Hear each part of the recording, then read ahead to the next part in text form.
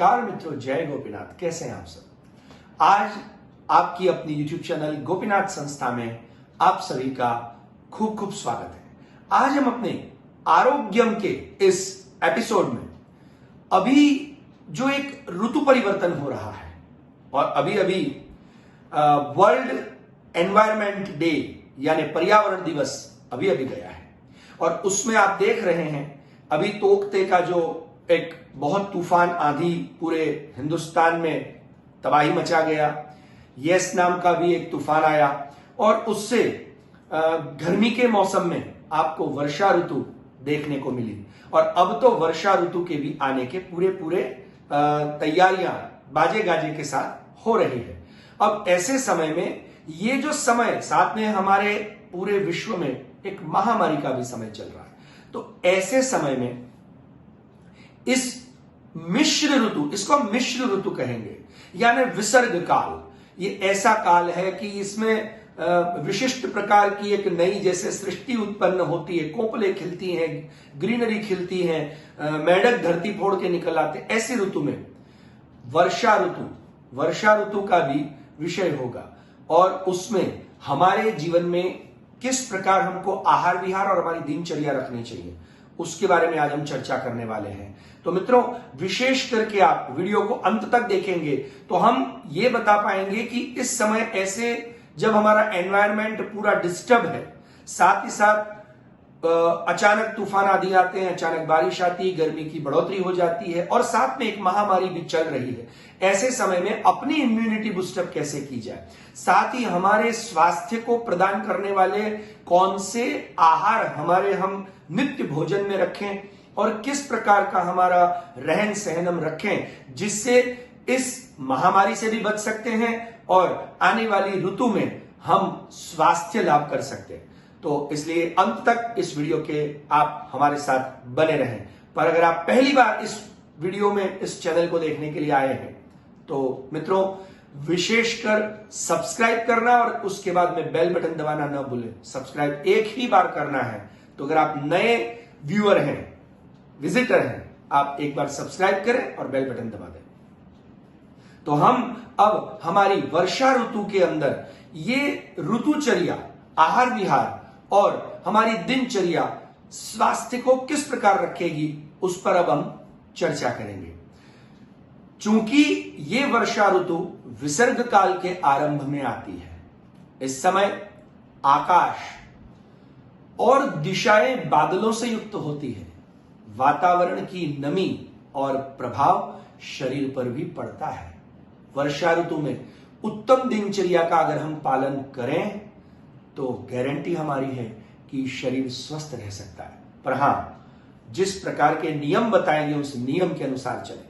शिशिर, वसंत और ग्रीष्म ऋतु के प्रभाव के कारण पहले से ही हमारी जठराग्नि यानी कि पाचन शक्ति मंद हो जाती है और वर्षा ऋतु की नमी से वात दोष के कारण भी दुर्बल हमारा शरीर हो जाता है।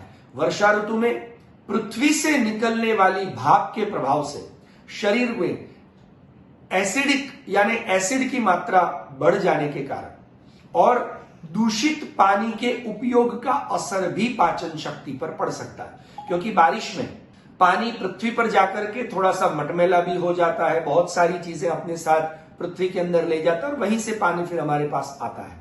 तो मित्रों, ये बात आप खास ध्यान रखें कि अभी जो हमारी मंद पड़ी हुई पाचन शक्ति है वो हमारे वात दोष को और एसिडिक बना देती है, जिसके कारण पित्त भी अधिक हो जाता है, पर उससे ज्यादा वात प्रकोप हो जाता है और उससे हमारे जो जॉइंट्स हैं उसमें पेन होना, कमर दर्द होना, आलस्य होना, ड्राउजीनेस आना और खाने का मन नहीं होना, और खाने का मन होना तो चटपटा खाने का मन होना और वो खाने के बाद में फिर खट्टी डकारें आना, डकारों के कारण और भी तकलीफें बढ़ जाना, ये सब हमारे साथ होता है। तो उसमें हमको क्या करना चाहिए मित्रों? वर्षा ऋतु में पाचन शक्ति के मंद होने से जो भूख कम लगती है, इसके कारण हम कम खाते हैं तो शरीर में वायु का प्रकोप बढ़ जाता है। भाई शरीर में हवा तो है तो वो हवा यानी वायु बढ़ जाती है, साथ में बीच बीच में बारिश न भी हो उसके कारण सूर्य की गर्मी भी बढ़ती है, इससे शरीर में पित्त दोष भी जमा होने लगता है।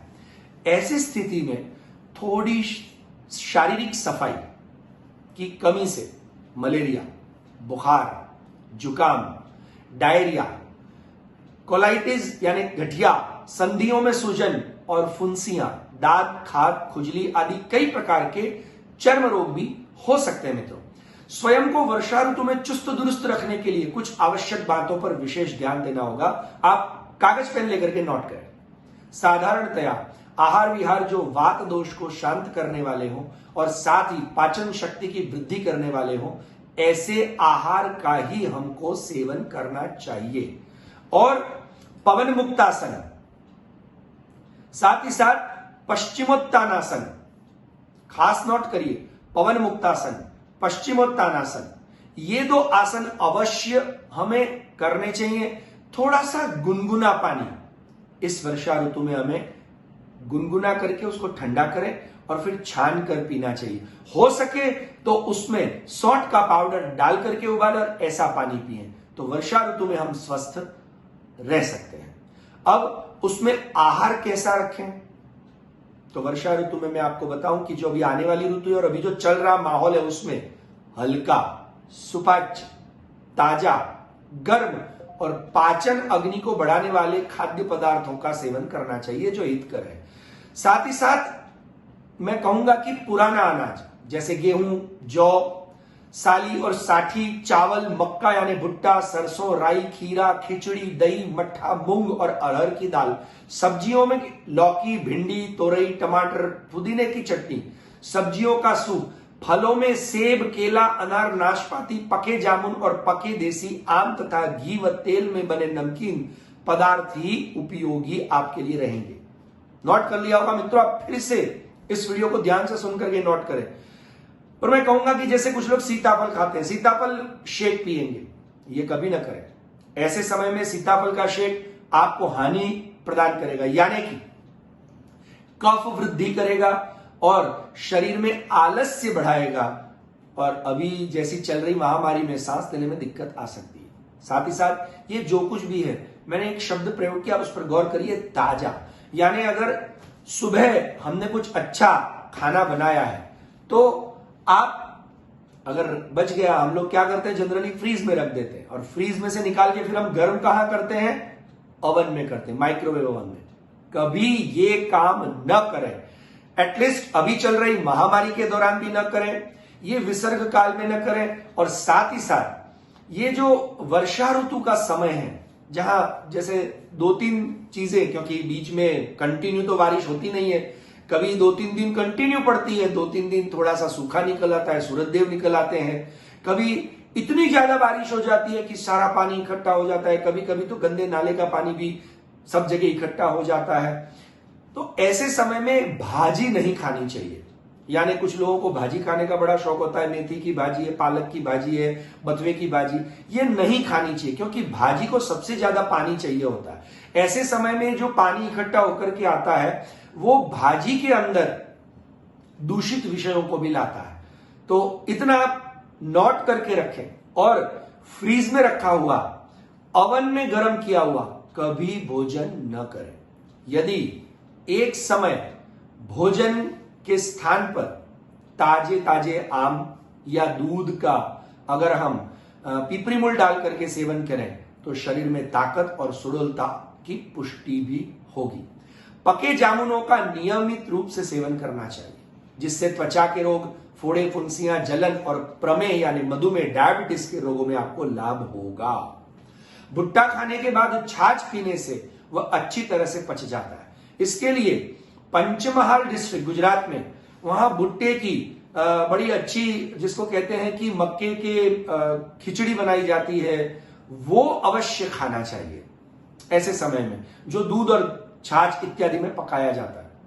साथ ही साथ मित्रों इतना खास ध्यान रखें कि जब आप ये सब भोजन के बारे में लिख रहे हैं तो ये भी नोट करें कि मैं जिन फलों को जिस प्रकार खाने को कह रहा हूं उन फलों को उसी प्रकार खाएं। यानी आपको मैं ताजे आम खाने को कह रहा हूं, पर आप ऐसा न करें कि ताजे आम को निकाल के उसमें शक्कर डाल के फिर उसमें दूध डाल के उसका शेक बना के पिए, ये न करें। यह विकृत आहार हो जाता है आयुर्वेद की दृष्टि से, क्योंकि आम में अपनी एक खटास होती है। हमने ऊपर से शक्कर डाली जिससे मधुमेह की तकलीफ भी बढ़ सकती है, मतलब जितनी मात्रा में शुगर चाहिए उससे बढ़ जाती है। साथ ही साथ हमने दूध डाला तो खटास और दूध इकट्ठा होकर विकृत आहार हो जाता है। तो मैं जिस मात्रा में जिस प्रकार कह रहा हूं उसी को आप नोट करें। साथ आपको क्या करना है, दही की लस्सी में लौंग और त्रिकुट यानी सौंठ, पिपरी मूल और काली मिर्च का छौंक लगा के, सेंधा नमक डाल करके, अजवाइन, काला नमक इत्यादि पीस करके उस छाछ को पीना चाहिए, जिससे आपकी पाचन शक्ति में वृद्धि होगी और अच्छे से शरीर स्वस्थ रहेगा। इस मौसम में वात और कफ के दोषों को शांत करने के लिए कटु, अम्ल और नमकीन और चिकनाई वाले पदार्थों का सेवन करना चाहिए, जिससे वात दोष का शमन करने में सहायता प्राप्त होगी। मित्रों, अब पहले खाया हुआ जो भोजन है उसको भली भांति पच जाने दें, पश्चात ही हल्के पदार्थ इन दिनों सेवन करने चाहिए। यानी अगर कुछ लोगों को आदत है कि हम तो एक बार नाश्ता करेंगे, फिर थोड़ा हैवी भोजन करेंगे, लंच में फिर आराम करेंगे, ये समय ठीक नहीं है। वर्षा ऋतु में हालांकि हमको नींद आने की या मतलब सोने का बड़ा मन होता है, माहौल ही ऐसा होता है कि मतलब आलस से चढ़ जाए, पर ऐसे समय में आप अगर तली हुई चीजों का, यानी कुछ लोग कहते हैं ना जैसे कि अरे बारिश के मौसम में तो गरम गरम भजिए चाय उड़ाओ, ये सब न करें, क्योंकि तले हुए पदार्थ, तेज मसालेदार चीजें, खट्टी चीजें, बेसन के बने व्यंजन, ये सब पित्त और आपके अंदर वात का प्रकोप बढ़ा देंगे मित्रों। और गरम भजिए बनेंगे बेसन से, उसमें तेल भी आएगा, तला हुआ भी चीज होगा, मसाला भी पड़ेगा। तो मित्रों, ये मेरी पर्सनल एडवाइस है, एक आयुर्वेद के नियमों को ध्यान में रखते हुए। साथ ही साथ आपको भोजन के अंदर गैप रखनी चाहिए कि सुबह का भोजन पचे बाद में ही रात्रि का भोजन करें, बीच में 2-4 बार मतलब चाय नाश्ता न उड़ाए। रात्रि में भोजन अधिक देर से न करें, 7 बजे के पहले पहले खा लेना चाहिए, जिससे पाचन में परेशानी नहीं होगी, अच्छी नींद आएगी और वात पित्त शमन हो जाएंगे। जिस दिन आकाश में बादल अत्यंत छाए हुए हों उस दिन अवश्य खट्टे रस वाले पदार्थ के साथ नमकीन चबाकर खाने के लिए सूखा भुना हुआ अन्न दाना, भुना हुआ मुरमुरा, नमकीन चिवड़ा और कील इत्यादि का सेवन करें। खील यानी आप समझते हैं ना, वो हम जो पूजा करते हैं लक्ष्मी जी की, उसमें उसका यूज करते हैं। अब इस ऋतु में जल की शुद्धि का भी खास ध्यान रखना चाहिए। वर्षा का उचित प्रकार से संग्रहित शुद्ध जल अगर हम उपयोग में लाते हैं अथवा जल को उबाल कर, जैसा कि मैंने पहले बताया, सौंठ का पाउडर डाल के उबाल कर ठंडा करें, छान लें और फिर वो पानी पिए। साथ ही साथ हो सके तो जल में तुलसी और पुदीने के पत्ते और फिटकरी थोड़ी सी डाल करके उसको फिल्टर करके अगर हम पिए, इससे उत्तम जल इस ऋतु में और ऐसे समय में कोई नहीं हो सकता जो हमारी इम्यूनिटी बूस्टअप करता है। अब क्या नहीं खाएं, पत्ते वाली सब्जियां ने, भाजी इत्यादि न खाएं, ठंडे व रूखे पदार्थ, चना, मोठ, उड़द की बनी हुई चीजें न खाएं, जौ, मटर, मसूल, आलू, कटहल, सिंघाड़ा, करेला और पानी में सत्तू घोलकर लेना हानिकारक होता है। वर्षा ऋतु में जब खूब बारिश होती है तो पित्त का प्रकोप होने लगता है। इस समय खट्टे और तले हुए बेसन से बने पदार्थ, तेज मिर्च मसाले वाले और बासी खाद्य पदार्थों को नहीं खाना चाहिए। ये हमारे पित्त को अत्यंत बढ़ा देते हैं और पित्त बढ़ने से क्या होता है मित्रों, पित्त बढ़ने से सरदर्द होना, बाल झड़ना, आंखों में दिक्कतें आना, छाती में जलन होना, खट्टी डकारें आना, इससे डिहाइड्रेशन हो जाना, और मतलब डिहाइड्रेशन का मतलब है कि डायरिया हो जाना, और जिससे शरीर में अशक्ति आना, जॉइंट्स पेन होना, दांतों में प्रॉब्लम्स हो जाना, ये सारी चीजें एक साथ होती हैं। इसीलिए मेरी ये सलाह है, इतनी चीजें न खाएं और इस प्रकार से न खाएं। अब किस चीज का ध्यान रखना चाहिए वो हम बता रहे हैं। वर्षा में अगर आप बारिश में कहीं बाहर जाने का अवसर वैसे अभी है नहीं, पर ध्यान रखें, पर जाने का और भीगने पर भीग जाए तो अधिक गीले वस्त्रों को मत पहने। सूखे तौलिए से अच्छी तरह पहुंचकर सूखे वस्त्र ही पहने और ऐसे स्थान पर सोना चाहिए जहां पर अधिक वायु और नमी न हो। यानी कि जैसे कि वो डेजर्ट कूलर कुछ लोग अपने घर में रखते हैं, तो डेजर्ट कूलर वाले स्थान पर नहीं सोना चाहिए, क्योंकि उसके अंदर पानी से जो कूलर चलते हैं वो पानी से चलते हैं, उसमें जो नमी होती है वो नमी न्यूमोनिया या कफ वाली खांसी, बलगम बढ़ा देना, ये सब, और सांस लेने में दिक्कत आना, दमा इत्यादि कर सकती है। तो ऐसे समय में ये नहीं करना कि नमी वाली जगह पे सोना या ऐसी जहां नमी वाली हवा आती हो, यानी क्रिस्टल क्लियर शुद्ध हवा आती हो। पंखे में सोए, कमरे में सोए, कोई बात नहीं, और हो सके अगर आप एसी घर में रखते हैं तो बहुत अच्छी बात है, पर उसमें आप एक ड्राई मोड होगा उस पर करके सोए, ताकि आपको उसमें भी ड्राइनेस प्राप्त हो, तो वो नमी आपके शरीर में नुकसान नहीं पहुंचाएगी। साथ ही साथ घर के आसपास के जो गड्ढे हैं उसको ठीक करें। जमा हुआ उसमें सड़ रहा पानी मच्छर, मक्खियां, कीड़े पैदा कर सकता है, जिसके कारण मलेरिया इत्यादि रोग हो सकते हैं। तो सफाई का विशेष ध्यान रखें, अपने शरीर की भी सफाई का विशेष ध्यान रखें और अपने घर के आसपास की सफाई का भी ध्यान रखें। हो सके तो मच्छरदानी का भी प्रयोग कर सकते हैं। मित्रों, वर्षा ऋतु में जो जहरीले कीड़े होते हैं ना, जो जमीन से अपने आप बाहर आते हैं, इन्हीं दिनों नंगे पैर आपको गीली भूमि पर या कीचड़ में नहीं चलना चाहिए। कुछ लोग जैसे सुबह सुबह घास पर चलते हैं, इस समय चप्पल पहन के चले, अन्यथा नुकसान हो सकता है। इन दिनों में सोए नहीं अधिक, और अधिक परिश्रम भी न करें। धूप का अधिक सेवन करना उचित रहेगा, यानी ज्यादा मेहनत करना, ये वाले काम इस समय में न करें। पसीना सूखेगा नहीं, और पसीने के साथ स्नान करेंगे तो पथ्यापथ्य का ध्यान नहीं रहेगा और आहार विहार का भी ध्यान नहीं रहेगा। इसके कारण सर्दी लग सकती है, जुकाम लग सकती है। तो मित्रों, ये तो था हमारे ये दिनचर्या और ऋतुचर्या में क्या खाना क्या नहीं खाना, किस प्रकार भोजन लेना, आहार विहार करना, और जैसे हमने दवाइयां भी बताई हैं उस प्रकार आप त्रिकुट चूर्ण भी खा सकते हैं। साथ ही साथ ऐसे समय में आप अगर हो सके तो अवश्यमेव सुगंधित वातावरण में रहें, ज्यादा धुएं वाले वातावरण में भी न रहें। और इस ऋतु में इम्यूनिटी बढ़ाने के लिए रात्रि को 1 हफ्ते तक यह प्रयोग कर सकते हैं। 5 छुहारे लें, उनमें से ठलिए निकाल दें, और छुहारे के टुकड़े करके 1 बड़ा गिलास दूध का लेकर के उसमें उबालें, और तब तक उबालें कि जब तक वो इतना कम ना हो जाए, मतलब 1/4 जितना अपना कम हो जाए, बाकी 1/3 जितना रहे, उतना दूध थोड़ा सा गाढ़ा भी हो जाएगा, ब्राउनिश भी हो जाएगा, थोड़ा सा गुलाबी जैसा हो जाएगा। उसमें छुहारे पूरे एकदम नरम होकर के जैसे बढ़िया से हलवा बनता है वैसे हो जाएंगे। उसको एकदम घोंट दें चम्मच से, और फिर थोड़ा सा कुनकुना जैसा हो, उसको रात्रि को सोते समय आप याद रखिए आधा चम्मच घी डाल करके पी जाए, और फिर 3 घंटे तक पानी नहीं पीना है और सो ही जाना है। तो ये बात खास ध्यान रखें, इससे आपके शरीर में शक्ति, स्फूर्ति, कफ, खांसी दूर हो जाएंगे, और ऐसा दूध आपके पित्त को भी शमन करेगा। अविपत्तिकर चूर्ण नित्य रात्रि को सोते समय, ये जिस प्रकार का हमने दूध क्षीर पाक बताया है, उसको लेने के पूर्व, ये चुहारे का क्षीर पाक है, उसके पूर्व 1 बड़ी चम्मच अविपत्तिकर चूर्ण ठंडे पानी के साथ लें, और उसके बाद ये दूध पिए, फिर सो जाए।